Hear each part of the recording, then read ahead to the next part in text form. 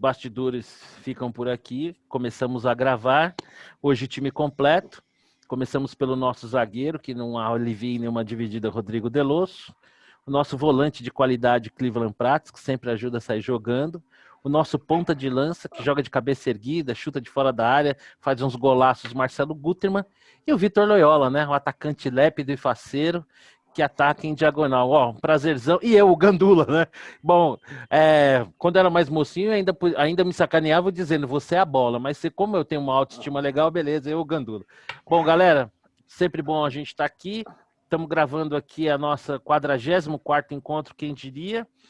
Tentando organizar um pouquinho mais a coisa. A nossa pauta hoje, nós vamos falar sobre Covid, reforma ministerial, golpe, haverá sim ou não?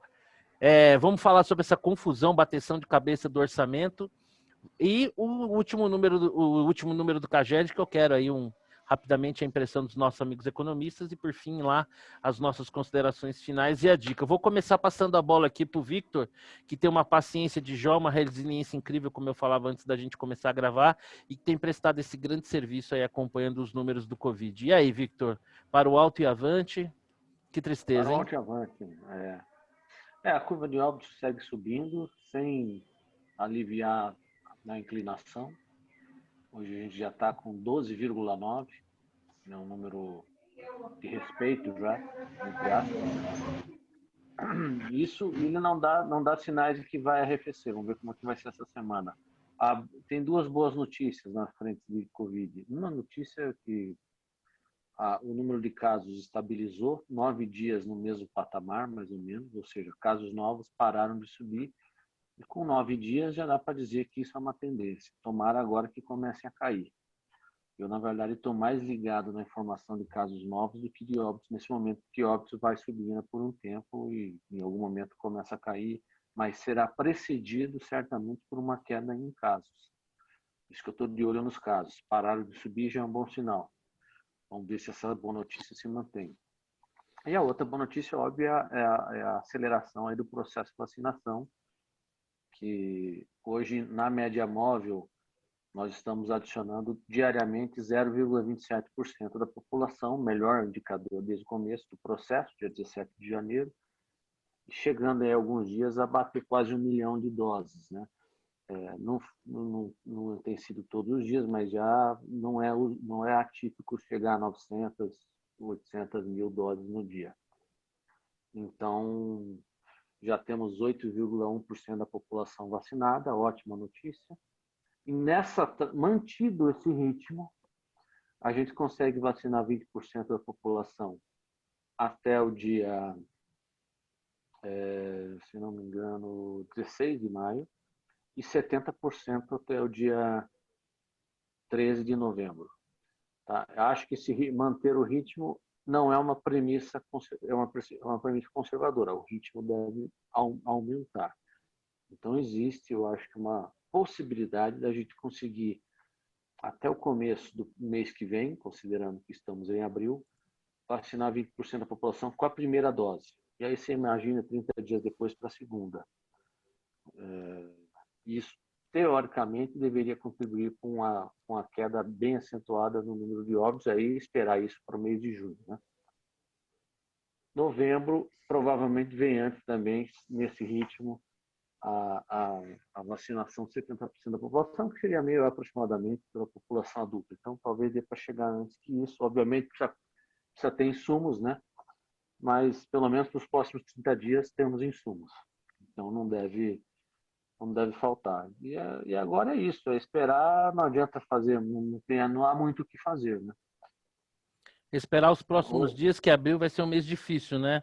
A gente deve ter uma aceleração dos óbitos, né? Apesar de que... Não sei se vai ser pior que março, tá? Eu não sei. Vamos contar. Eu estou contando que na segunda quinzena começa a cair já, mas não tenho também nenhuma ciência para dizer isso. Vitor, e a nova variante? Vitor, e a nova variante que descobriram hoje em Sorocaba? Você viu alguma coisa sobre isso? Tem mais uma? Tem uma de Sorocaba? Não sabia. Parece que é sul-africana, né? É muito parecida com a sul-africana. Não é exatamente a mesma, mas é muito parecida pelo que disseram. Mas a sul-africana não foi tão ruim assim, né? A P1 é a pior de todas, a que nós estamos vivenciando, né? Se for a sul-africana, eu não estou sabendo, tá? Se for a sul-africana, não me põe em pânico. Se fosse uma P1 piorada, aí a gente tava na roça. Mas eu não Mas, sabia dessa nova variante. Mas acho que vão descobrir N novas variantes, né? A grande questão é se a gente consegue, as vacinas atuais servem.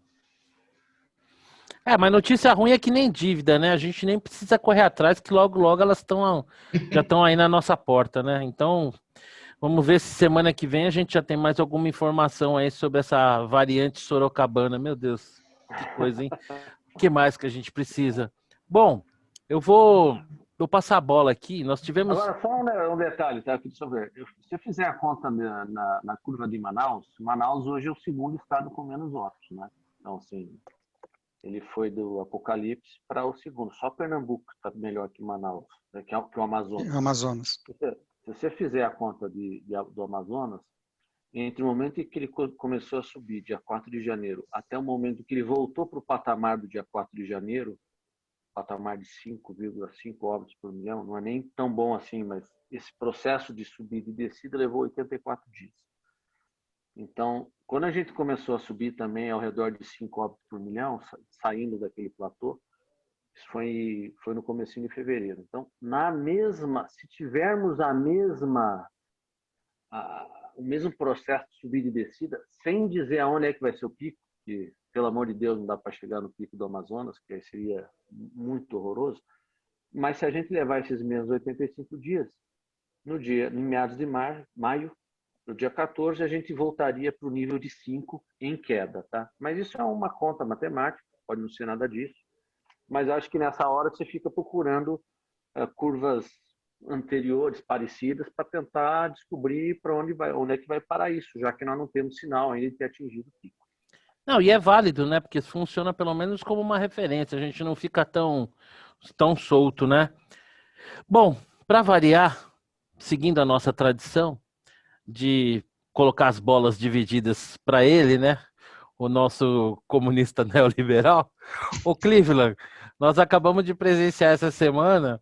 Não dá para dizer que é uma super reforma ministerial, mas pela repercussão dela, muito menos dizer que foi uma mini reforma ministerial.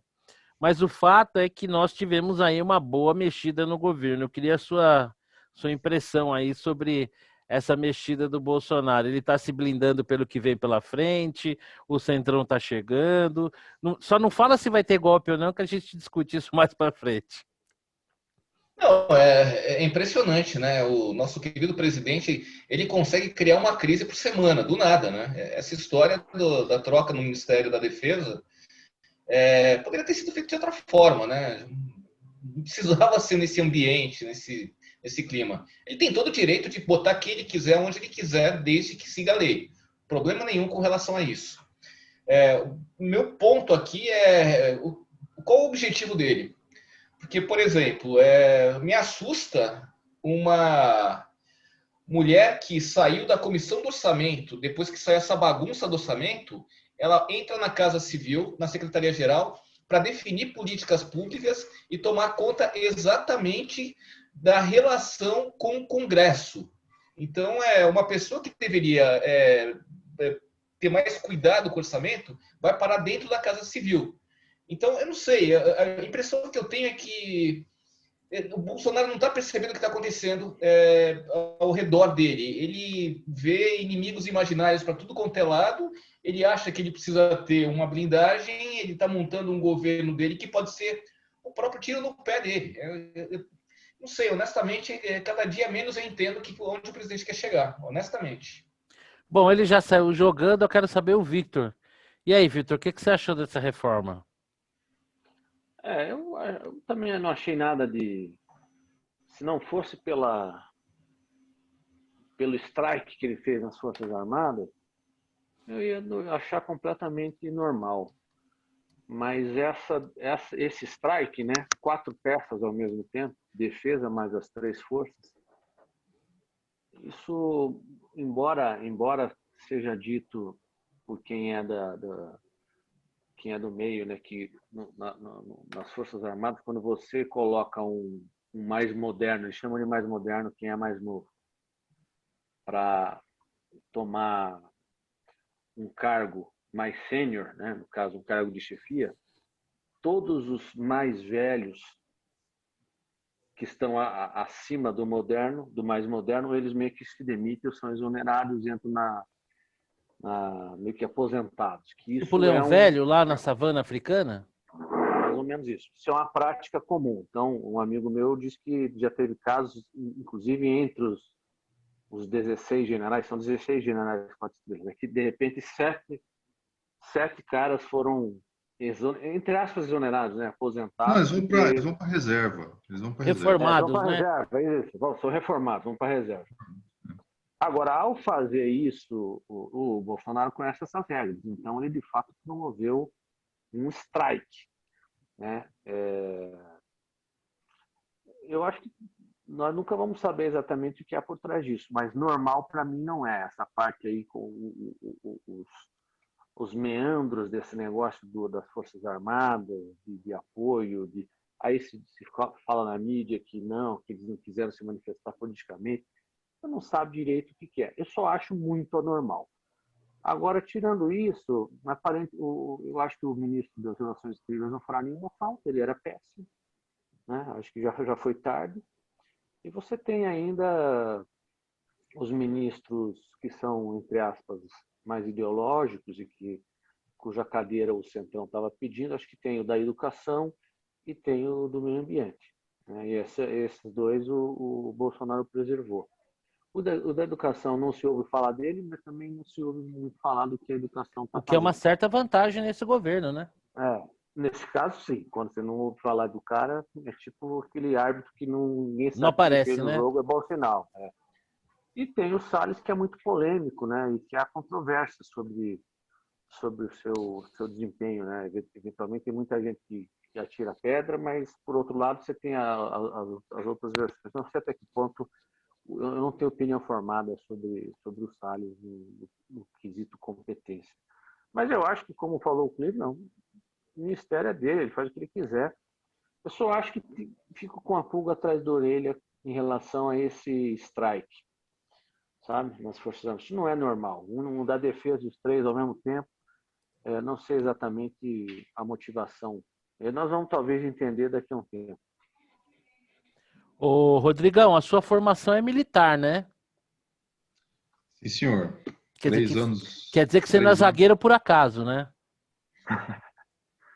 E 3 aí? anos na escola preparatória de cadetes. Toda a minha turma que continuou militar. Eu ia para a MAN, faltando 4 dias, eu pedi para sair, né? E a minha turma hoje são coronéis, comandantes de unidades e logo começam a ser promovidos para general, né? Alguns deles, né? Alguns já foram para reserva também. E essa reforma, É particularmente esse aspecto, o que você achou? muito estranho também. Eu acho é difícil saber a motivação. Eu vi rapidamente uma entrevista do General Santos Cruz. Ele usa uma expressão muito esquisita que ele fala assim que o Bolsonaro estaria blefando. Eu não entendi o que está blefando, qual foi a aposta que ele estava blefando, mas eu imagino que ele estivesse falando alguma coisa relacionada à política nas Forças Armadas, não sei o que ele queria fazer isso. Pelo que eu conheço disso, né, dessas forças, pelo que eu conheço dessas forças, o alto comando do Exército, da Marinha e da Aeronáutica, eles são muito coesos. Então, eu acho que no fundo, trocou 6 por meia dúzia. Nós não temos, assim, entre os militares, uma divergência fundamental capaz de levar, por exemplo, a uma intervenção militar, qualquer coisa assim. Eu não acho. Eu acho que eles são muito coesos, eles são muito mais calmos do que foram no passado, aprenderam com o passado também. Então, embora seja ainda um obscuro o que aconteceu, né, de tirar de exonerar esses quatro militares, o ministro da Defesa, os 3 comandantes das forças, né? e aí eu concordo com o Vitor, a gente vai saber logo mais o que foi que aconteceu, não vai ter maiores consequências, não vejo maiores consequências com respeito a isso. As demais substituições, eu até acho que de vez em quando tem uma mini reforma em qualquer governo, eles sai um, entra outro, né? Geralmente nós estamos na metade do governo, 2 anos, um pouco mais de 2 anos de governo, né? Então, de vez em quando acontece isso, não vejo com tanto problema. É ruim, eu acho que é ruim em alguns aspectos, né? Você tira aquela continuidade, mas que havia antes, mas se acomoda interesse, se vai melhorar, a gente vai ter que esperar aí um pouco de tempo para ver. E aí, Xará, o que você achou aí dessa mudança? Foi um movimento correto do Bolsonaro para quem busca apoio político? Mexeu demais? Levantou, Então, deixou o fundo d'água turvo? consegui identificar 3 agendas aí atrás dessa modificação. Uma é óbvia e 2 são um mistério, só ele sabe que ele está fazendo. A óbvia é agradar o Centrão, né? Então, a Flávia Arruda e a demissão do nosso chanceler foram claramente indicações ou pedidos do Centrão, e ele está devendo para o Centrão, então ele entregou, né? Isso está claro. As outras 2 agendas são um mistério. Quer dizer, a primeira é a troca no Ministério da Justiça, mais a AGU. Quer dizer, ele colocou um cara obscuro no Ministério da Justiça, que é um ministério muito importante, cara do Distrito Federal, enfim, delegado da Polícia Federal. Pode ser até um cara bom, mas, enfim, é meio... não me parece que, enfim, seja ministro da Justiça. Então tem uma agenda aí por trás que a gente não conhece, né? O que ele está querendo com isso, que interesses que ele está defendendo, né? E a outra é esse strike na ala militar, que é também algo que não agrega, né, do ponto de vista de estabilidade. Então, ele tem que ter um bom motivo para isso, e a gente não conhece, né? Por mais que a gente tente analisar e tudo mais, deve ter mais água rolando aí por debaixo que a gente não conhece. Então, são essas 2 agendas que, para mim, são ainda não inteligíveis. A gente vai saber mais para frente. Bom, vou dar aqui meu pitaquinho. Bom, como concordando aqui com o que o Xará disse, tá óbvio, né, que ele buscou um apoio parlamentar no Centrão e precisa acomodar isso dentro do governo, né? E a forma que ele conseguiu isso foi liberando a Secretaria de Governo para o Centrão, né, para Flávia Arruda. Com isso, ele acaba tendo que fazer essa movimentação que desemboca lá no Ministério da Defesa, deslocando para lá um cara que é super alinhado com ele, que é o Braga Neto. Assim, pessoas razoáveis acabam sempre procurando motivos, né, para tentar entender o que acontece, e é natural. Mas eu acho que quando a gente analisa o Bolsonaro, sempre tentar encontrar uma razoabilidade, às vezes pode ser um exercício um pouco estéril. Eu tenho a sensação, vi muito na televisão, no movimento inédito, foram trocados 3 ministros. Bom, a gente tem uma democracia aí muito jovem, né? Nós estamos falando de quantos anos de democracia, né? O processo de redemocratização. E pela primeira vez, dentro de um processo democrático, nós temos aí como chefe supremo do país, como presidente, alguém de formação militar. O Bolsonaro, ele não é caracterizado assim por ser um lorde, um diplomata, né? Ele é um cara que tem essa formação militar bem rígida. E a sensação que eu tenho, especialmente, e me parece um traço que talvez tenha até se acentuado pelo fato dele ter sofrido um atentado, ele tem uma postura meio persecutória, né? Tipo, o mundo contra mim. E para quem sofreu um atentado, eu acho que isso funciona como um bom acelerador. Então, o Bolsonaro é o tipo do cara, a meu ver, que ele exige uma lealdade canina de quem estiver do lado dele. E que se em algum momento ele sentir alguma desconfiança, algum questionamento, ele não vai hesitar em fritar quem quer que seja, em fazer valer a autoridade dele, né? E nós já tivemos aí o Santos Cruz lá atrás, me falta Bebiano. agora o Bebiano, né? Ele não hesita, né? Se ele tiver que fritar, ele vai fritar. E imagino que talvez, nesse sentido, entre abrir mão, ele precisava abrir essa vaga, né? E aí acabou deslocando o Braga Neto lá para a defesa, porque talvez não tivesse ali aquele alinhamento de discurso que ele imagina. Não é um alinhamento que muita gente fantasmagoricamente pensa para um possível eventual golpe, mas ter ali uma solidariedade mais presente dos chefes das Forças Armadas, ainda que com a delicadeza suficiente. Se a gente remontar ali aquela reunião ministerial que acabou sendo vazada, você via que era recorrente no discurso dele, né?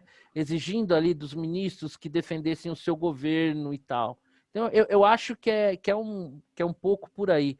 Assim, acho até um pouco engraçado, confesso, essas temerosidades que está mudando os chefes das forças militares, porque prender de um golpe, o Xará disse ali no nosso grupo, com muita precisão, é muito mais fácil o Bolsonaro sofrer um golpe, né? Se é que já não sofreu até, de certa maneira. O Guzzo diz essa semana no artigo, e eu concordo 100%, que o Brasil hoje é governado por uma junta civil, né? Nós temos o Supremo Tribunal Federal que legisla e governa. Então eu acho um pouco engraçado. Agora, sempre reclamaram do Bolsonaro a falta de articulação política. Ele está formando uma base, está atendendo essa base. A única desconfiança de tudo isso que eu tenho é que, fazendo aí pegando uma carona no que o Cleveland comentou sobre a secretária de governo, é que o Botafogo, o Rodrigo Maia até elogiou, né? Diz que ela tem bom trânsito. Eu não sei se isso é bom ou ruim, né? Parece que talvez não seja muito bom. Mas, enfim, ninguém governou sem o Centrão. Eu acho que não ia ser o Bolsonaro que ia conseguir. No mais, Ernesto Araújo era dias contados, né? Morreu atirando, contando lá o assédio que ele sofreu por conta da senadora Cátia Abreu. Um negócio que deveria chocar mais, mas parece que a gente está meio anestesiado, né? Um lobby ali que faz a gente pensar.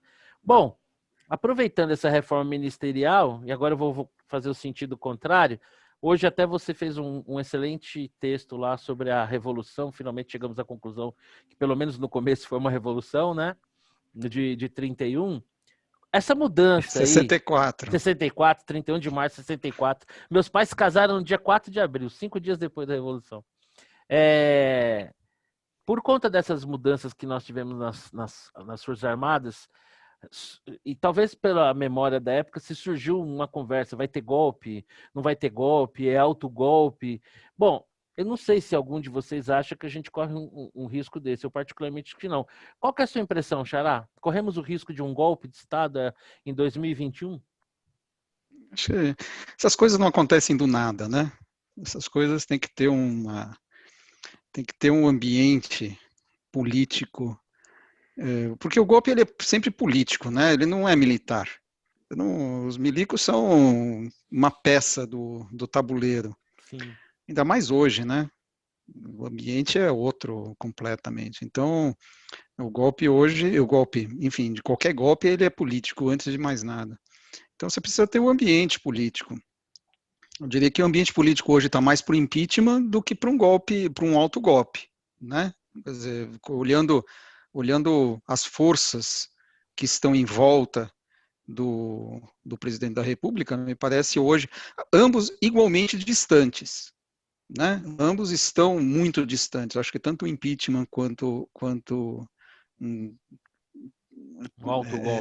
teórico autogolpe estão muito distantes. Agora, se eu tivesse que escolher qual que está mais próximo, acho que está mais próximo o impeachment do que um autogolpe. Ele não teria, quer dizer, quem o acompanharia, né? Qual é exército de Brancaleone, não existe, né? Então, um tá 1 ano luz de acontecer e o outro tá 1 ano e meio luz de acontecer. Exato, basicamente isso. E aí, Vitor, você também tá tranquilo que nem o Xará? Acha que não vamos ter golpe? Ou 31 de março hoje, hein? Será que a gente não pode acordar amanhã com os tanques nas ruas? Tem gente que acredita que sim. Gente séria, que é o mais assustador. Se fosse para dizer alguma coisa, acho que o Bolsonaro tá mais para Jango do que para Castelo Branco. Olha aí. Você leu meu artigo hoje, não? Eu leio. Bem isso aí. É isso aí, perfeito. Tá mais para Jango que para Castelo Branco. Assim. Mas acho que é óbvio, eu acho que qualquer cenário desse eu acho muito impensável. A questão do impeachment a gente sempre já conversa aqui, né? Você precisa ter N elementos ao mesmo tempo para caracterizar uma situação possível de impeachment. Eu não acho que eles estejam na mesa. Você precisa ter uma crise econômica aguda, a gente obviamente está, mas tem um fator pandemia e nem está tão ruim assim, então assim, perto do que poderia ser. Você precisa ter um sujeito com altíssima impopularidade, ele ainda preserva aí 1/3. Você precisa ter o sujeito que conseguir a proeza de não ter 1/3+1 do Congresso. É uma proeza isso. E o Tem que se esforçar, né? Tem que se esforçar. Então, assim, não vejo também cenário do impeachment, é muito lero-lero. Mas obviamente, é alimentado até as ações meio atrapalhadas do presidente, e você acaba alimentando a imprensa, que gosta de uma futrica também, todo dia tem que ter uma notícia nova, um highlight, alguma manchete, né, vendedora de views, né? Mas eu acho que não tem nada disso. Se for para escolher, como eu falei, qual personagem que melhor se assemelharia, eu diria que está mais para Jambo que para Castelo Branco. É um golpe às avessas. É isso aí. Ô, Rodrigão, eu vi um jornalista falando que não vai ter golpe, mas bem que o Bolsonaro queria, que é a notícia de saldo zero, né? Quer dizer, ele fica com ônus de querer o golpe, mas sem ter feito o golpe.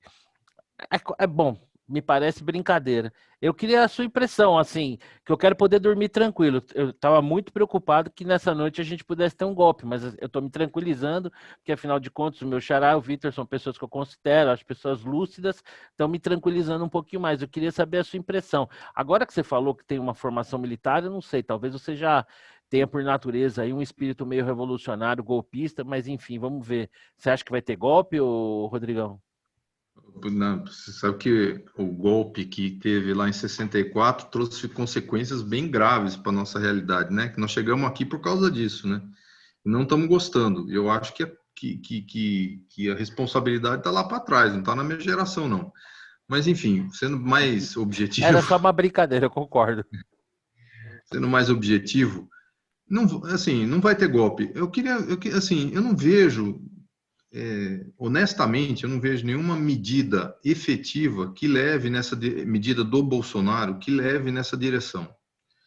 Se ele tem essa ideia, eu tenho que dizer para ele, eu posso dizer para ele já, ele não vai ter o apoio que ele precisa, que seria no caso das Forças Armadas, para levar isso à frente. Ele não teria esse apoio. Eu acho que os comandantes das Forças Armadas, eles são bem... Eles sabem que esse cidadão aí tem dificuldades de governar, e isso daí não seria bom para eles, e acabaria com toda a respeitabilidade que as Forças Armadas têm. Eu fazia uma pesquisa, só fazendo um parênteses aqui, na época que eu era professor da FGV, e um pouco depois também, depois que eu saí, eu fazia uma pesquisa trimestral em que a gente perguntava quais eram as instituições que tinham mais, que a população mais confiava. E entre elas... estava o Exército, especialmente, mas as Forças Armadas de um modo geral. Então, as pessoas, elas têm uma boa visão sobre as Forças Armadas, e os comandantes militares sabem disso, né? Então, eles não entrariam nessa aventura. Então, não acho que tem golpe. Mas, mais do que isso, em todos os momentos que o Bolsonaro poderia, vamos dizer assim, poderia se impor, né? Por exemplo, a troca de comandante da Polícia Federal, ele poderia se impor, porque constitucionalmente ele tinha essa prerrogativa e ele foi impedido pelo STF, ele não se impôs. Ele aceitou. Eu acho ele fraco. Ele não é forte para dar um golpe. Ele não tem a menor capacidade para dar golpe. É mais do que isso, né? Então, assim, ele tinha nesse momento, especialmente, que era uma prerrogativa dele de trocar, não deixaram, ele deixou, ficou por isso mesmo. Então, assim, vai dar golpe agora? Acabou. Ele não vai dar golpe. O próprio episódio dos governadores também, né? Que é um flagrante violação da Constituição. E ele também entrou então, ele é fraco, ele não tem peito, ele não peita. Eu tô dizendo, nem quando ele tem, vamos dizer assim, razão e a lei do lado dele, Ele não faz isso. E isso é um dos problemas que nós estamos enfrentando hoje. Isso é uma das razões que nós estamos nessa dificuldade, é porque ele não tem peito para Cojones? aceitar, né? Bom, quase 100% tranquilo. Agora eu vou ouvir a sensatez do nosso Lorde Cleveland Prats. Cleveland, para eu poder dormir tranquilo, teremos ou não golpe? Marcelo, olha só, eu acho que tanto o Guterman, o Rodrigo e o Loyola já apontaram muito claramente que o cara não tem condições de dar um golpe. Para mim, não tem a mínima chance. O problema, para mim, não é este. O problema não é ele dar o golpe ou não dar o golpe. O problema é o acúmulo de falas dele, o acúmulo de certas atitudes, do tipo essa mudança no exército da forma como foi feita. Aí, coincidentemente, aparece um maluco lá, um deputado, fazendo uma proposta meio doida no Congresso, na mesma semana que acontece isso. Então, vão acumulando as coisinhas e as pessoas começam a falar, não, pode ter golpe, coisa do tipo. Eu, particularmente, acho muito difícil. Acho que as instituições seguram muito bem isso. Mas eu não sei a cabeça desse maluco. Porque, para mim, hoje em dia, o presidente já virou maluco. Porque um cara que joga contra o próprio governo o tempo todo é impressionante. Então, o que me assusta nesse processo é que essas atitudes dele vão criando um clima, uma insegurança, uma incerteza que mudam as expectativas da economia. E aí eu fico pensando, bom, o que ele vai fazer daqui até as próximas eleições? Ou ele faz o que tem que ser feito, que eu acho pouco provável, ou ele vai cair para uma decisão mais populista da economia. E se ele for para esse lado, obviamente ele se reelege, mas ele vai ter que segurar a bomba lá no segundo mandato. E aí eu não sei se vai ter... Eu duvido que tenha golpe no segundo mandato, mas eu não duvido que tenha impeachment no segundo mandato. Então... O que é, Vitor? Dilma 2, esse cenário que ele está Dilma falando. 2 a missão. Porque foi assim que aconteceu, né?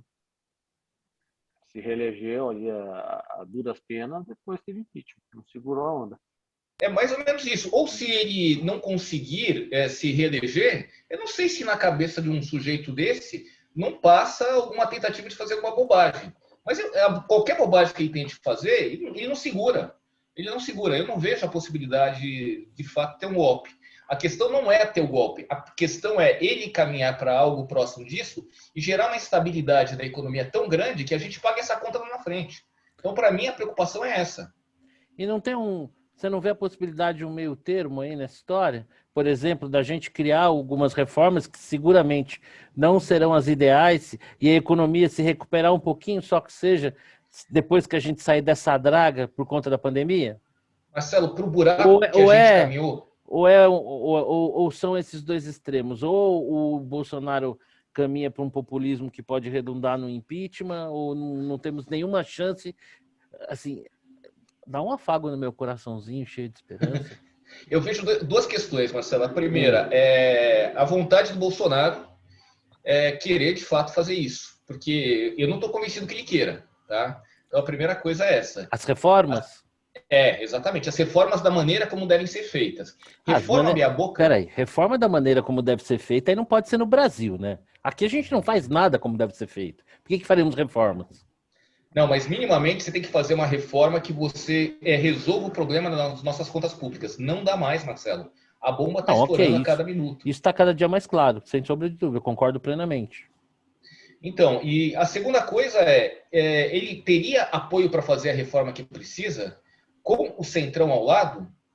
Não acredito. Mas aí é democracia, não tem jeito, né? A reforma que precisa, a gente tinha que rastelar aqui e começar de novo, né? Não tem jeito, a gente é brasileiro, né? Pois é, ou ele poderia ter escolhido governar de outra forma com outras pessoas, mas eu acho que ele escolheu, entre as opções que ele tinha no Congresso, ele escolheu o que tinha de pior.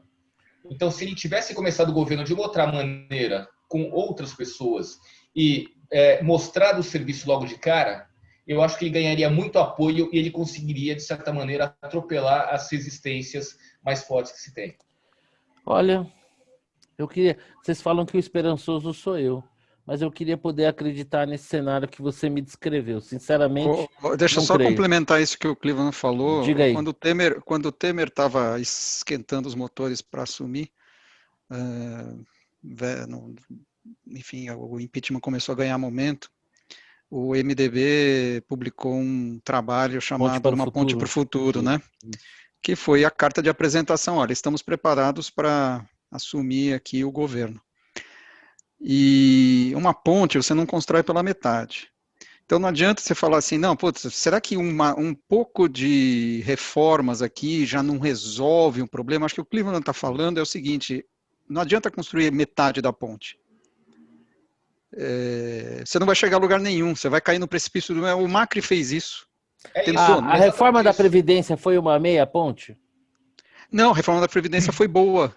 Você não acha que tem a chance da gente reproduzir essa experiência em reformas que, a meu ver, são até menos complexas? Então, acho que não. Me parece que a reforma da Previdência foi um momento, 2019, primeiro ano do governo, e mesmo assim o Bolsonaro... atrapalhou muito. Atrapalhou. Né? Porque eu lembro claramente o dia que ele veio falando da aposentadoria das mulheres 62 anos de idade. Tava tudo certo, era 65 para todo mundo.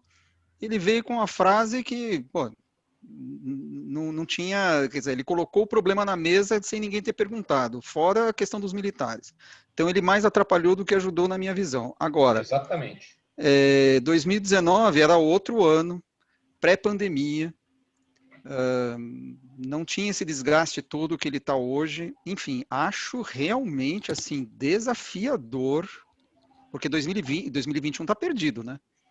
Nós vamos sair dessa pandemia no segundo semestre, putz, sabe-se lá como é que a economia vai estar. Sei lá, acho difícil.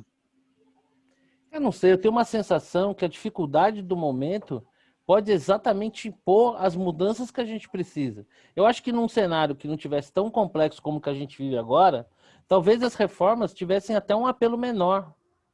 Eu acho que a gravidade do que a gente vive é tão grande que eu acho que as reformas elas praticamente se impõem. Né? Pode ser. Eu não sei, vamos acompanhar, porque assim, base parlamentar ele tem hoje para encaminhar. Não, mas eu não concordo com isso. Você vê na Argentina. Mas eu acho que o Macri na Argentina, em termos de. Não sei, tenho a sensação que a base parlamentar dele.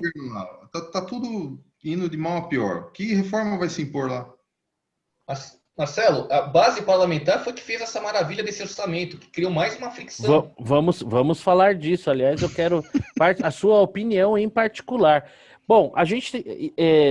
Ótimo gancho que eu. Mas a gente, só concluir uma coisa. Ô, Rodrigo, tudo bem que no Brasil tem brasileiro pra caramba e isso é um baita fator complicador, entendeu? Mas na Argentina, tem argentino, né, cara? Entendeu? Tem um traço cultural. Não é natural. A necessidade não quer dizer, assim, eu não acredito nessa história que a necessidade. Não, eu não acho que a necessidade por si só se imponha. Eu acho, mas eu vejo, por exemplo, um governo fazendo uma reforma, buscando um apoio, apoiando uma chapa, tanto na Câmara como no Senado, que foram, ao final das contas, as chapas vencedoras. Qual seria a finalidade do governo de apoiar esse ou aquele candidato, se não entendesse que, através desses candidatos, teria maior facilidade em concluir sua agenda? Não sei. Porto, deixa eu só colocar um negócio, acho que é interessante.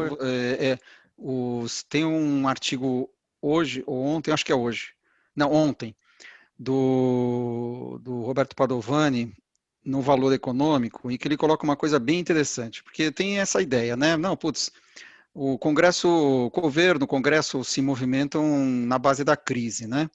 A crise aperta, então aí saem as medidas e vem sendo feito dessa maneira, né? Você vai agindo sempre na beira da irresponsabilidade, o dólar piora e você acaba voltando atrás. A gente está vendo nesse negócio do orçamento isso acontecer novamente. Sim. E ele coloca uma coisa bem interessante que é um pouco para pensar. Esse tipo de modus operandi, ele envenena o ambiente. Sim, ele vai envenenando. Extremamente custoso. Exato. E assim, os agentes econômicos vão aprendendo dessa maneira que, na verdade, nunca vai melhorar. Porque sempre tem que piorar para melhorar. Então, sempre você vai um degrau a mais piorando, é a história do sapo na frigideira, né? Um pouquinho, você vai aumentando a temperatura, vai envenenando o ambiente aos poucos, né? E o ponto final disso é sempre pior do que o ponto inicial, né?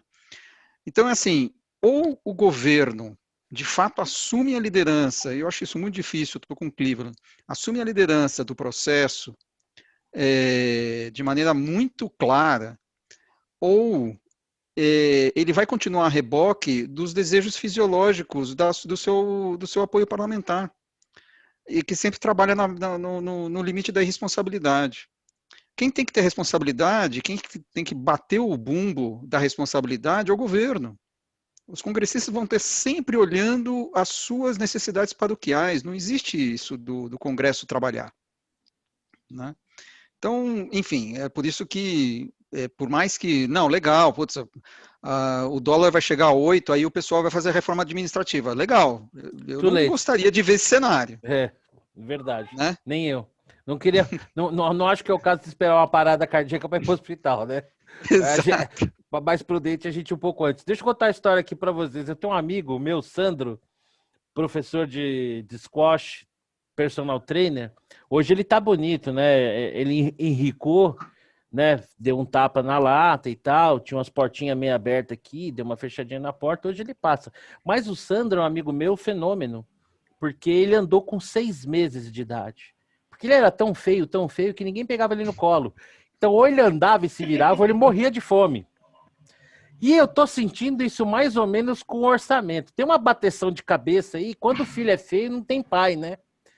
Eu vejo a equipe econômica dizendo que fez os devidos alertas, eu vejo o relator dizendo, o presidente do Senado dizendo que a equipe econômica acompanhou a par e passo o debate sobre o orçamento, mas hoje, né, o ministro Paulo Guedes avisou o presidente, ó, se o senhor não vetar isso aí, o senhor pode incorrer dar ensejo ao impeachment por desrespeitar. Eu não poderia começar esse bate-papo, e não é sacanagem, sem ser pelo Cleveland, porque o Cleveland, inclusive, tem uma bagagem, está no governo. Eu sempre tive a sensação que, ainda que o Paulo Guedes, por estar à frente da pasta, seja merecedor de crítica, mas a gente tem um corpo técnico ali no Ministério da Economia muito bom, né?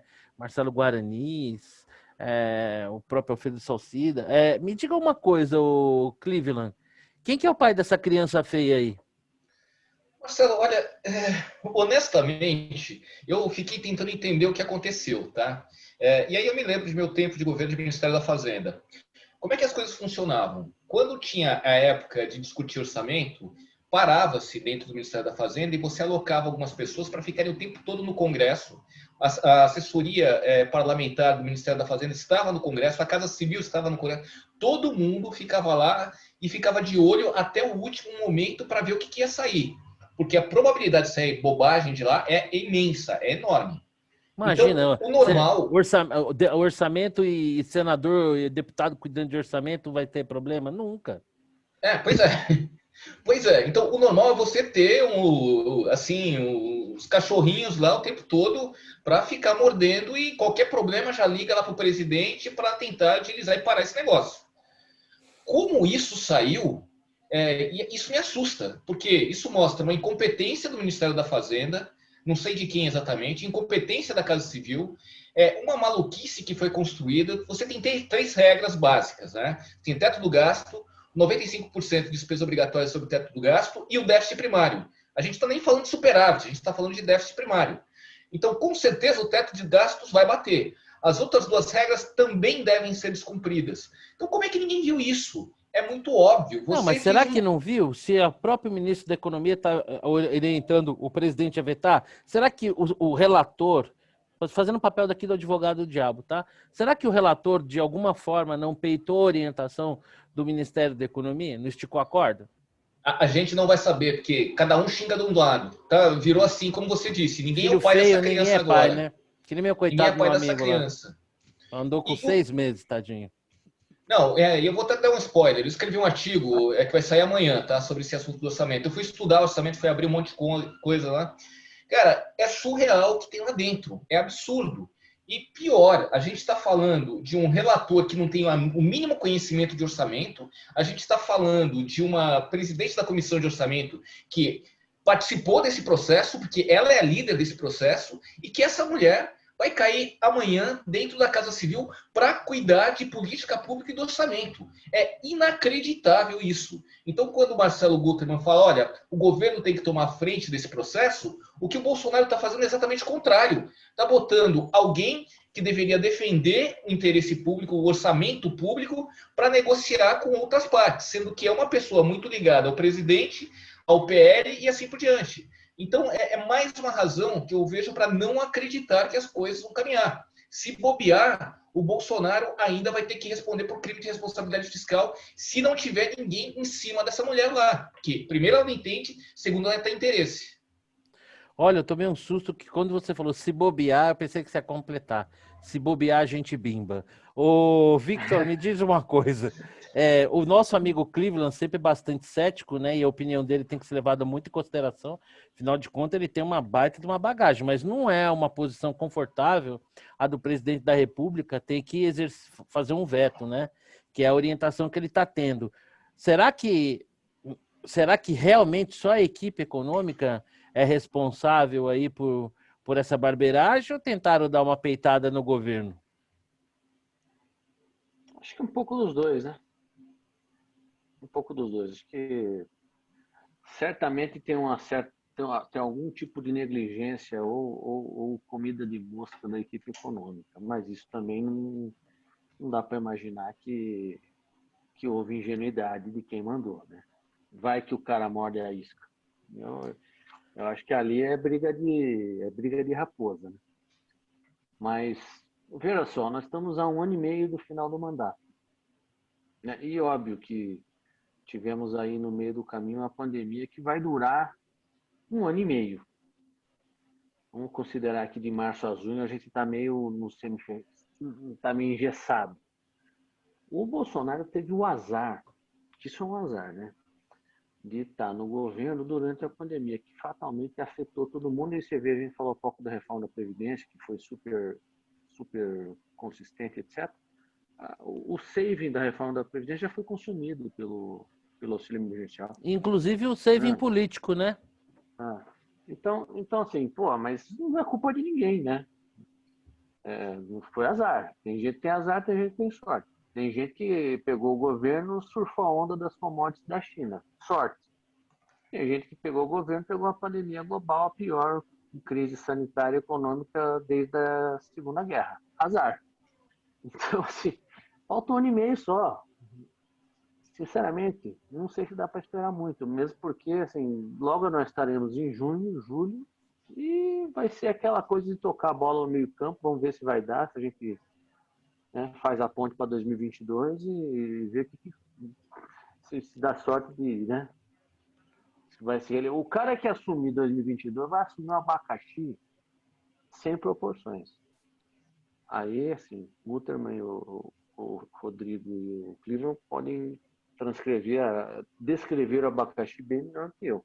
Mas vai ser uma treta incrível para quem quiser que assuma. Então não é incrível a quantidade de pessoas que quer esse abacaxi, né? Ô, Xará, eu ia perguntar para você. Será que o relator do orçamento não deu um SPP, não? Que é o famoso se pegar, pegou? Eu acho que sim. Não é a primeira vez que ele faz, né? Ele, lá atrás, em setembro, ele jogou a ideia dos precatórios, que foi natimorta, mas ele insistiu durante uma semana ainda, dizendo, não, isso aqui é o que vai ser feito. Enfim, só que dessa vez a coisa é um pouco mais complicada, porque de fato foi aprovado, né? Não foi um balão de ensaio. Ele foi aprovado pelo Congresso. Não tem jeito. Agora é ou vetar. Se não leram, não importa, né? Que aprovaram, foi aprovado, né? Então não está mais na categoria de balão de ensaio. Essa história, na verdade, é a única coisa que eu realmente acho que é positiva, né? E aí eu acho que é uma bênção a gente ter tido o impeachment da Dilma por pedalada fiscal, né? É nós termos o medo de um novo em toda a esplanada dos ministérios, no Palácio do Planalto, no Legislativo, de crime de responsabilidade por pedalada fiscal. Quer dizer, houve um impeachment de um presidente da República por causa disso. Esse foi o crime formal, independentemente das condições políticas e tal, esse foi o crime formal. Então, o fato de a gente ter tido isso na história do Brasil é uma grande bênção. Porque você veja, É que o desse, cara tá... ó, tá vendo, Cleveland? É desse otimismo aí que eu tô falando. Ó. Mas sempre vê o lado positivo.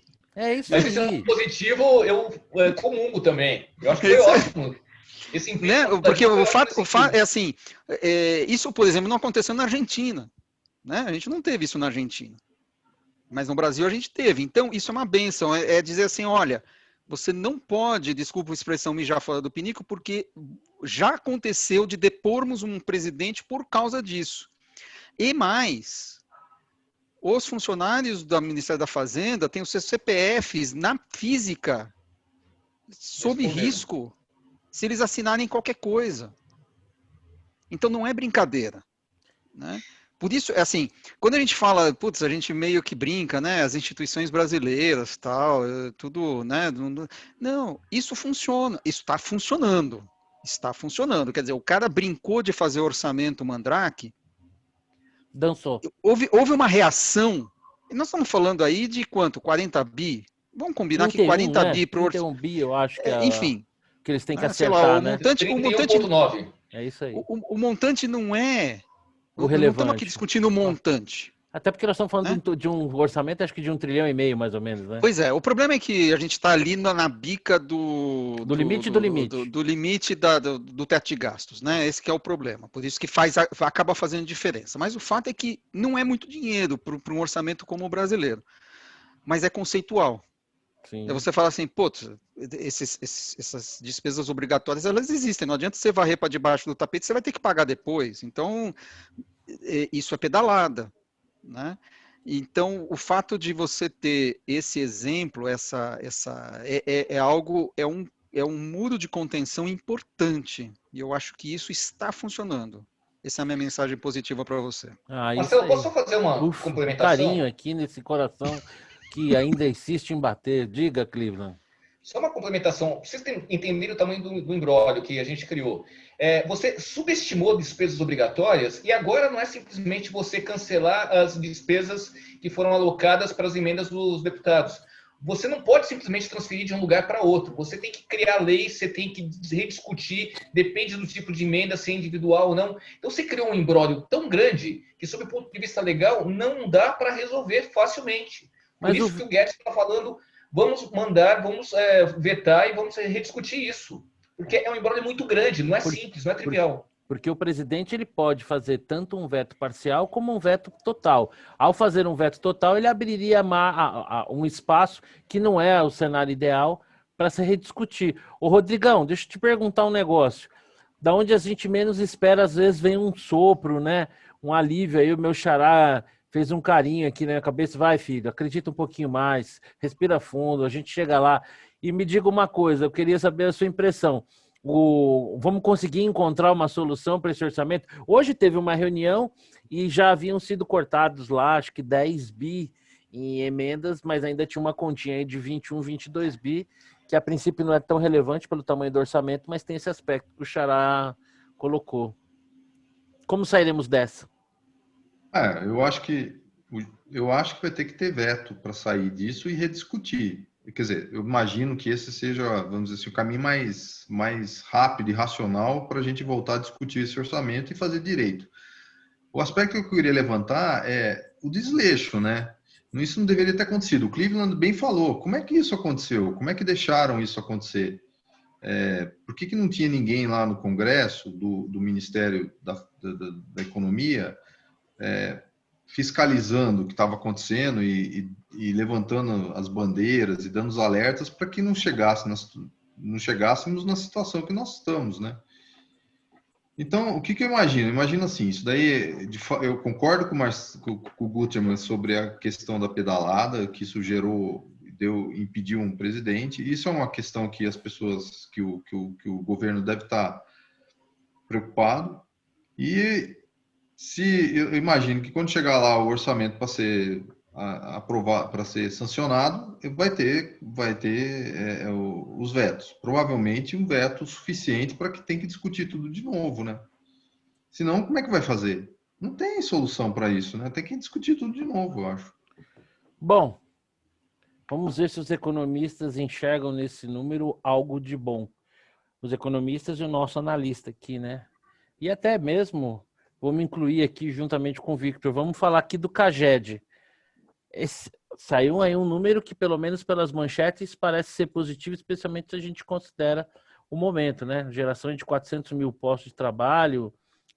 Segundo aqui eu vejo nas chamadas aqui, que foi o melhor saldo de contratações para o mês em 30 anos. Eu não sei se isso aqui quer dizer alguma coisa ou é mais manchete. Aí eu vou começar por esse poço de otimismo, né? Ele já sabe que é ele, né?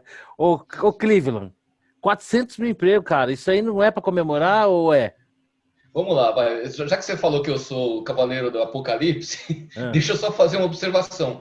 Cara, não dá para você comparar uma base de dados do CAGED de hoje com de 30 anos. Então, quem Tipo soltou falar que a gente essa... gerou mais emprego que na época de Dom Pedro, né? Verdade. Você mudou a metodologia, primeiro. Então, já está errado aí você falar em 30 anos. Então, você teria que remontar toda essa base. Então, não é assim. Mas, independente disso, gerar emprego, que seja, é bom. No meio da pandemia, é Olha ótimo. aí, rapaz. Ponto. Queria, hein? Agora vai o meu outro lado, tá? O outro tava lado bom demais, né? Nós Tava bom demais para ser verdade. no meio de uma pandemia, Marcelo. Eu não sei como é que a economia vai caminhar amanhã. Então, de novo, desde que a gente começou a conversar, eu sempre tenho dito, me importa menos o curto prazo e muito mais o longo prazo. Então, me importa a tendência mais do que o valor de um mês. Porque como subiu nesse mês, pode cair no próximo, você tem que comparar anualizado, você tem que fazer um monte de coisa. E isso me diz muito pouco, principalmente num mundo incerto que a gente está vivendo e num país cuja incerteza é a mais elevada de todas. Então, eu torço para que esse número continue, eu torço para que a gente gere mais emprego, eu torço muito para que a gente consiga enxergar um caminho. Tem um bom sinal que é o fato da indústria estar reagindo, né? Mas também puder. Com a desvalorização cambial que a gente teve, seria difícil não estar reagindo. Mas estou torcendo. No fundo, o meu recado Quando o livre está aí para isso, né? Ô, Rodrigão, e você? Agora, depois dessa enxurrada de otimismo, né? Desse tsunami de positividade, me diga uma coisa. Tô brincando, viu, Cleveland? As suas opiniões são sempre muito pertinentes. Qual é Você acha que dá para ter algum otimismo com esse número? Pode ser um sinal já embrionário aí de uma retomada por conta da antecipação do fim da pandemia?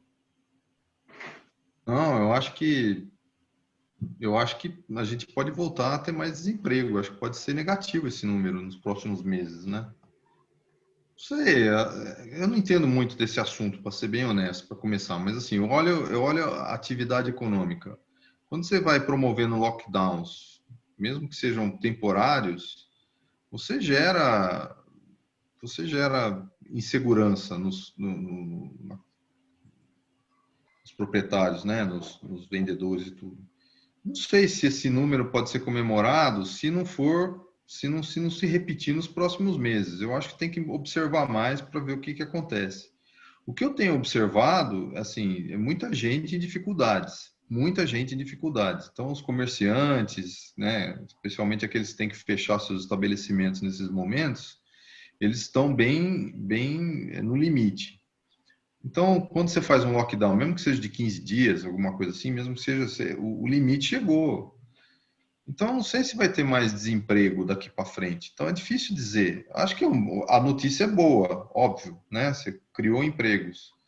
Mas eu não sei se eles se sustentam nos próximos meses. Tem que ficar observando, né, para saber.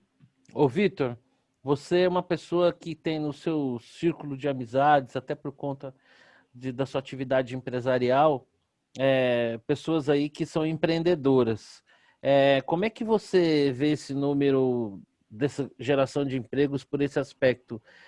A gente está tomado por um pessimismo e a economia real está começando a engatinhar, a retomar? Ou você acha que, como disse o Rodrigão, esse número ainda é muito cedo para a gente se entusiasmar? Eu já me entusiasmo com qualquer coisa, né? Porque, pô, um corpo de leproso, um abano que você dá já é refresco, né? Pelo que a gente está passando. Mas e aí? Eu acho que no meio de tanta notícia ruim, você se agarra a poucas notícias boas. É melhor que sejam boas do que eu vi que foi um péssimo mês. Sim. Mas eu concordo que um ponto de observação ainda é muito cedo. Isso aí é um filme, né? Não é uma foto. Ao mesmo tempo que nós temos uma geração de empregos positiva, a taxa de desemprego segue sendo muito alta, né? Então, não dá para dizer que estamos em céu de brigadeiro. Mas é melhor isso do que ter todas as variáveis, não ter nenhuma notícia boa para dar, né? Mas, de fato, é prematuro. A situação para os pequenos negócios, provavelmente, é desesperadora, né? Hoje por uma eventualidade, eu coloquei, depois de um mês, coloquei uma calça, né? Que é um utensílio que eu já não uso mais, só uso bermuda. Você não vai me dizer que você tá que nem aquelas lendas que contam dos apresentadores do passado do Jornal Nacional, que daqui para cima usava terno e gravata, mas ia trabalhar de bermuda, né? Mas é bermuda e descalço, né? Eu tô tipo... Eu conheço os camaradas que tá fazendo zoom de camisa social e sandália havaiana. Mas eu juro que eu não conto quem é. Não conta que sou eu, né, Marcelo? Pô. Ah, você também? Mas assim, quando eu peguei o táxi até o trabalho, você vê tudo fechado, você vê todas aquelas pequenas lojas todas fechadas. Isso aí o sujeito aguenta por conta. Né? O depoimento do próprio motorista diz que, por exemplo, a empresa locatária de veículos está pagando combustível para os caras não devolverem o carro. Porque muita gente aluga o carro para trabalhar de motorista aplicativo, você paga um aluguel lá de 2.000. Então, cortando o valor do aluguel, 30%, 40%, pagando o combustível, só, por favor, não devolve o carro. Também tem o carro cheio de parte, também não adianta nada. Mas é um efeito que, se muito prolongado, eu não sei, isso ainda vai ter, a gente ainda não, a maré ainda não desceu para a gente ver os corpos na areia, tá? A situação não é fácil, principalmente para quem tem pequenos negócios. Então, apesar de ser uma boa notícia, não é, está longe de ser suficiente para achar que está tudo bem. Eu acho que ainda precisamos para se caracterizar uma tendência, precisamos ter uns 3, 4 meses aí seguidos. Isso aí me parece como aquele um dia de Covid bom. Um dia bom, não, vamos esperar mais uma semana. Se mantiver, a gente pode comemorar. Senão, pode ser só um ponto fora da curva. Você sabe que você descreveu uma situação aí falando do motorista do Uber. Eu acompanho o Instagram do Ivan Moré, que era jornalista da Rede Globo. Faço uma dica para vocês. Deem uma olhada aí no último vídeo que ele postou. Ele pegou se emocionou muito, cara. O cara chorou muito nesse vídeo. Porque ele pegou um Uber e o senhor falou que, tipo assim, já fazia não sei quantos dias que ele não almoçava. E era um senhor, assim, tipo de 65 anos. Que ele parou e pagou um almoço pro cara, assim. E ele tava colocando isso como uma ilustração do momento que a gente tá vivendo. Xará, você é minha última esperança. E aí? Então, Porto, desculpa. Então, desculpa aí, né? Desculpa decepcioná-lo. Não, eu falei isso só para falar, porque eu concordo com tudo que disseram aqui. Analisando esses dados lá no Departamento de Economia lá da empresa, esses dados do CAGED não estão batendo com o resto da economia, essa que é a verdade. Você tem uma ideia, o CAGED ele publica também subíndices, né, de indústria, serviço, onde foram criados essas vagas. No setor de serviços, nos últimos 12 meses, foram criadas 30 mil vagas. Aí eu pergunto, setor de serviços criou vaga nos últimos 12 meses aonde? Motoboy? Então, putz, mas quantos foram destruídos, né? Sim, é líquido, né? Sim, sem dúvida. Então, assim, esse número... E é interessante porque você tem, dentro da PNAD, do IBGE, que mede o desemprego, você tem também a parte do emprego formal, dentro da PNAD, que mostra a destruição de empregos nos últimos 12 meses. Né? Saiu hoje, inclusive. Então tem uma dicotomia entre a PNAD do IBGE e o CAGED, Tragédia. na parte de emprego formal, né? Porque o CAGED é só emprego formal. A gente até acha que na PNAD tem problema de medição também, né? Porque porque como trabalha com dessazonalização, tá tudo muito maluco, então é difícil você, de fato, acreditar naquele número do jeito que ele está saindo. Mas a diferença está tão grande entre a PNAD e o CAGED, na parte de emprego formal, que a verdade deve estar mais ou menos no meio do caminho, né? A PNAD está muito pessimista e o CAGED está muito otimista. Deve ser alguma coisa ali no meio do caminho, porque a gente meio que infere do estado geral da economia, né? Quanto deveria ser, digamos assim, dado o estado geral da economia. Então, para não jogar totalmente água no seu chope, acho que é positivo, sem dúvida nenhuma, mas está superestimado. Não é tudo isso. Deve ser menos. Ufa. Bom, O Marcelo não toma chopp, né? Então, pode tomo jogar. só Coca Zero. Porque as pessoas às vezes perguntam, você bebe? Aí eu respondo, olha que é a sabedoria divina. Olha o quanto eu falo e a quantidade de bobagem que eu falo sem beber. Imagina se eu bebesse. Porto, não é possível. A gente vai fazer um happy hour presencial e você não vai beber. Eu bebo, Não vou encher estou acreditando nisso. Não, nesse dia que a gente fizer o happy hour, eu vou radicalizar, vou misturar. Eu vou tomar Coca Zero, Guaraná Diet, vai ser uma loucura. Vou ficar louco, pode deixar. Eu não bebo, tudo, cara. né? Deus sabe o que faz. Eu male tomo um vinhozinho. O problema é que eu tomo vinho, fico fácil, então eu procuro evitar. Bom, meus amigos, é isso aí, né? Ufa, chegamos às nossas considerações finais. Parece que o Cleveland ainda quer falar sobre isso alguma coisa. Não, era simplesmente uma coisa, né? Eu não sei se o CAGED também, ele não está demorando para fazer a atualização dos dados, das informações estão demorando para chegar no CAGED. Então pode ter um problema aí relacionado a isso também. Mas o Marcelo Gutermann, ele levantou um aspecto que para mim é bem claro. Você, quando olha uma pesquisa e a outra e as duas divergem, alguma coisa aí tem que ser revista. E a gente está vivendo um momento de incerteza. Só isso, só para reforçar o que ele disse. Bom, vamos às nossas considerações finais, dicas, bolas dentro, bola fora. Eu começo aqui agora pelo meu amigo Victor. Victor, tivemos alguma outra apresentação do Esquadrão Cruz Maltino que pudéssemos comemorar? Tivemos. E como é que fomos? Empatamos com o Fluminense. Olha aí que beleza. Placar injusto, devíamos ter vencido. Seguimos firmes e fortes na 8ª colocação do Carioca, que denota como vai ser um ano promissor. Acho que tem tudo para ser um ano inesquecível mais uma vez. No futebol eu estou feliz que não está tendo jogo, né? Então não estou sofrendo muito então, por enquanto. Eu acho que o que eu mais gostaria é que interrompesse o Carioca. Para sempre, assim, tipo, interrompe e não continua, sabe? Volta mais. Volta mais. E aí, fora isso? Eu só queria fazer uma observação que, assim, que é uma coisa meio, uma reflexão. Que chatice é essa? Que situação é essa nossa de entra presidente, sai presidente, entrando, saindo, a gente continua falando de golpe, de 64. 64 devia estar nos livros de história. Esse negócio passou a 56 anos. Pô. Isso é passado. A gente ainda tem os protagonistas da nossa política ainda fazendo alusão a isso. Pô, esse negócio é velho. Vitor, deixa então te dar uma informação. Acabou de sair, Vitor, acabou de sair. Os candidatos à presidência, os presidenciáveis, vão fazer um manifesto pela democracia hoje, Vera Magalhães, no aniversário dos 57 anos do golpe militar. São eles Ciro Gomes, Eduardo Leite, João Amoedo, João Dória, Luiz Henrique Mandetta e Luciano Huck. Nossa, maravilhoso, hein? Puxa vida, mudou. Nossa, mudou o mundo agora, hein? Puta, vai cair o dólar, vai bombar a bolsa. A gente ainda fala nisso, né? E são esses caras que querem ganhar a próxima eleição.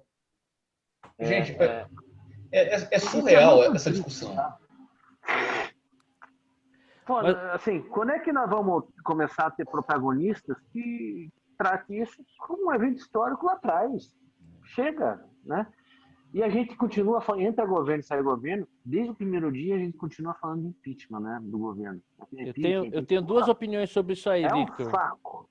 Tenho duas opiniões sobre isso. Esse povo todo vai ter que morrer que ainda tem os sobreviventes que enchem o saco dos dois lados. E a gente continua falando sobre isso porque nunca teve um debate intelectualmente honesto sobre esse momento histórico, né? E o que, aliás, hoje o Marcelo faz naquele artigo que ele coloca lá. Não teve um debate honesto sobre isso. E quando se fala sobre a Revolução de 64, é mais um pouco de fla-flu, ninguém para. Sabe, você vê a Dilma, o Zé Dirceu falando em democracia, cala a boca, cala a boca. Os caras queriam uma ditadura aqui no país, então assim, não tem debate honesto. Bom, mas é isso. Posso passar a bola, Vitor? Só a dica, eu tô, nesses tempos difíceis, eu tô vendo uma série bem leve, velha também, de 2010 a 2016, chamada Modern Family. Não sei se vocês já viram. Legal. Quem não viu, assim, bem legal, assim, bem engraçado. Sitcom, né? Isso, episódios de 20 minutos, bem leve, sem ninguém cortar a cabeça de ninguém, sem sanguinolência. Então não. Por enquanto eu tô nessa vibe. Tô numa vibe mais light. E aí, Rodrigão, suas considerações finais? Tem a tela aqui? Opa, peraí. Aí, ó, eu não tô. O Rodrigo entrou nesse grupo de compartilhar. Eu tô passando vergonha aqui. Todo mundo compartilhando tela. Compartilho de vez em quando, assim, como eu tô mais... Diga aí, tá aí, à sua disposição. Vou ter que preparar semana que vem. Esse daqui... Mas em compensação, não, Vitor, ninguém tem um fundo, ninguém tem um background como o teu. Sim. E olha que o pessoal capricha, ó. Acaso. Um tá com Louvre, outro tá com trem-bala, eu tô aqui com a ponte estaiada. E você, cara, ó, que viagem, parceiro. Depois você me fala o que é que eu quero também para mim. Fala aí, Rodrigão. Bola dentro para o ex-ministro da Defesa, general Fernando Azevedo Silva, que não tem que ficar num governo que é um governo que essencialmente desrespeita as Forças Armadas, né? Apesar do presidente ser militar, a hora que ele quer se impor do jeito que ele quer se impor, quem tem honra sai. E muita gente lá do governo deveria sair. Não sei por que não sai. Fico me perguntando, assim, tem algumas pessoas assim chave que eu acho que deveria sair, mas continuam engolindo o sapo. Então, bola dentro para ele, bola fora para o presidente da República, mas isso não faz muita diferença nos dias atuais, né? Ele está sempre aprontando, né? É até meio cansativo. A minha dica vai para esse espumante aqui. Não sei se vocês estão vendo espumante. Dom Cândido. De uma vinícola brasileira. Eu não gosto muito de espumante doce, né? Mas quando é moscatel, ele necessariamente é doce, porque a uva é muito doce. Mas esse espumante me surpreendeu muito, me surpreendeu muito, né? Gostei muito, é um doce muito leve e acaba sendo muito refrescante esse espumante e custa relativamente barato, né? Então, a minha dica é um espumante moscatel. Para quem não... como eu disse, ele é doce, mas não é tão doce, por isso me agradou bastante. É isso. E aí, Cleveland, diga aí. Eu não vou compartilhar nada, vou ser mais objetivo hoje, tá? A minha bola dentro, eu sigo o relator Rodrigo Delosso, concordo com ele, eu acho que o que o ministro da Defesa fez teve uma postura muito digna ao longo de todo esse processo. A minha bola fora, eu fiquei em dúvida entre duas. Essa carta que foi colocada no Ministério da Defesa, que me diz muito pouco. Aliás, eu acho desnecessária, principalmente no momento que a gente está vivendo. É você criar mais fricção quando o que a gente menos precisa é de fricção. E eu vou dar uma outra bola fora em conjunto, infelizmente mesmo. Ministério da Economia, porque não basta você ficar falando simplesmente que foram os deputados, os senadores. O Ministério da Economia deveria estar presente no momento do orçamento. Isso foi um erro grave. Uma dica. Tem um documentário que assisti esse final de semana. Obviamente você tem que ver com cautela, olhar com muito cuidado, mas me chamou a atenção. The China Hustle. O que é esse documentário? Ele conta um pouco como as empresas chinesas passaram a entrar na Bolsa de Valores americanas e empresas que praticamente não existiam na China. Por que me chamou a atenção? Porque a gente conhece tão pouco da China e a gente compra tanto a ideia de que a China tem um desenvolvimento incrível, espetacular, fantástico, e isso, eu particularmente, eu sempre tive um pé atrás. O meu problema não é com o chinês. Meu problema é com a China enquanto ditadura que não dá transparência. E um país que não dá transparência, eu não compro. Sinto muito. Eu acho que para eu comprar algum ativo de algum lugar, de algum país, de alguma empresa de algum país, a transparência precisa ser dada. E foi um subterfúgio que arrumaram. Acho que é um documentário bastante interessante. Eu tenho um amigo meu até que teve problema com visto por postagens em redes sociais contra o governo chinês. Mas eu não digo quem é. Xará, e quais são as suas considerações finais? Vamos lá, deixa eu... Pode dividir. Vamos lá. Cadê aqui meu... tá aqui. Olha lá, tem até capa, viu? Olha, que bacana. Viu só? Só que tá com pouca resolução, você precisa mandar um negócio. Minha bola dentro vai para a privatização da C3E que aconteceu hoje. Por incrível que pareça, o Eduardo Leite conseguiu privatizar a energética lá do Rio Grande do Sul. Nada como um estado falimentar, né? Então, mas vamos considerar que ele está no Rio Grande do Sul, né? Sim, é verdade. Que é um... Né? Milagre. E assim... Isso é milagre. É um milagre, é um milagre. Assim, eu até acredito, quem sabe o Banrisul, né? É que falta pouco tempo para ele se... Oi? Seria o milagrão. Então, pois é. Mas olha, você vê, a pessoa trabalha, faz o negócio e consegue privatizar. Isso eu achei muito interessante. Na verdade, ele entregou o patrimônio por R$100 mil, né? Foi esse o valor, mais se ouvi. Entregou o patrimônio tudo isso? Quem foi o louco que pagou? Equatorial. Brincadeira. Para não ser R$1, né? Enfim. Mas essa é a minha bola dentro. E, na verdade, tinha uma outra, foi perto. Teve uma MP ontem do governo, para não dizer que tudo que sai do governo é ruim. O governo ontem editou uma MP de desburocratização de várias coisinhas. Uso de unificação de CNPJ. Agora o empresário, para abrir uma empresa, não precisa ir atrás da inscrição estadual, da inscrição municipal, tal. Só o CNPJ resolve o problema, enfim. Não sei como é que isso na prática vai se dar, mas o MP com várias dessas coisinhas é bem, bem interessante. E precisa ser aprovada pelo Congresso e tudo mais, mas vai dividir minha bola dentro aqui. A bola fora é por orçamento, né? Obviamente, já discutimos. E a minha dica é esse filme que é aqui está o título em inglês, A Dama do Blues, né? Como é que é o nome em português mesmo? A Voz Suprema do Blues, que está concorrendo ao Oscar e tal. O filme, ele, enfim, é mediano, mas ele é sustentado pelas atuações. As atuações são soberbas, é um negócio inacreditável, parece que você está numa peça de teatro. E esse cara que faleceu, né, Chadwick Boseman, que é o Pantera Negra, ele certamente ganharia o Oscar de ator. Eu não sei se é coadjuvante ou é principal, não sei, não tenho ideia dessas tecnicalidades, mas o cara é fantástico, é realmente um negócio assim, você se emociona com a atuação do cara, é muito bom mesmo. Então recomendo pelas atuações, o elenco todo é muito bem caracterizado e é quase uma peça de teatro mesmo, né?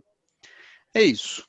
Bom, meus amigos, a minha dica, eu tenho duas dicas aqui, de seriados. Eu comecei a assistir uma série, que para quem está buscando uma série leve, que cada capítulo tem um começo, meio e fim, que gosta um pouco dessa coisa de perfil psicológico, tem uma série antiga que chama Lie to Me. Só teve 2 temporadas, mas o cara estudava expressões e tal, e conseguia identificar quem mentiu ou não, era bem bacana.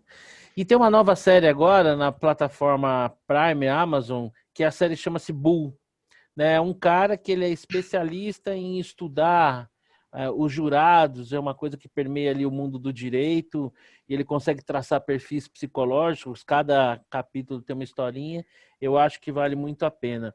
Bom, uma outra dica, a gente sempre é acometido desse nosso viralatismo, né?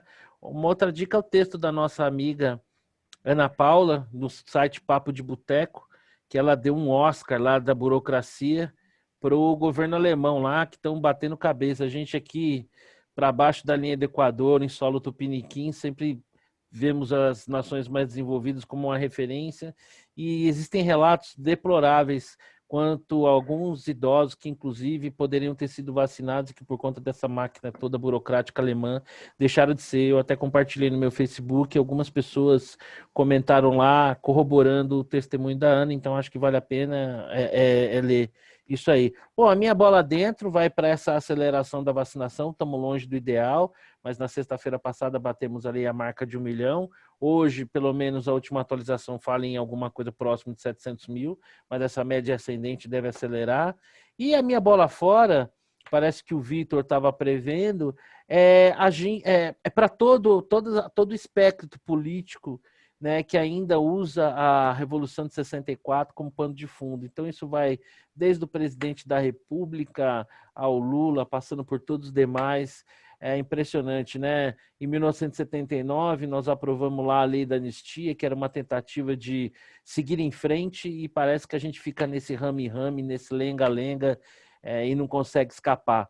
Eu não sei se vocês têm essa sensação, toda vez ao final de um encontro nosso, eu tenho um termômetro aqui dentro de mim que diz assim, pô, esse encontro foi mais legal, esse não foi tão legal assim. Todos são legais, mas uns mais, outros menos. Mas eu acho que hoje a gente teve um dos papos mais legais que a gente teve aqui. Mais uma vez, obrigado aí para cada um de vocês. Semana que vem estamos aqui e em breve temos um projeto aí, quem sabe nós teremos novidades. Mas isso fica para a próxima. Fiquem com Deus, uma boa noite para vocês. Valeu, galera!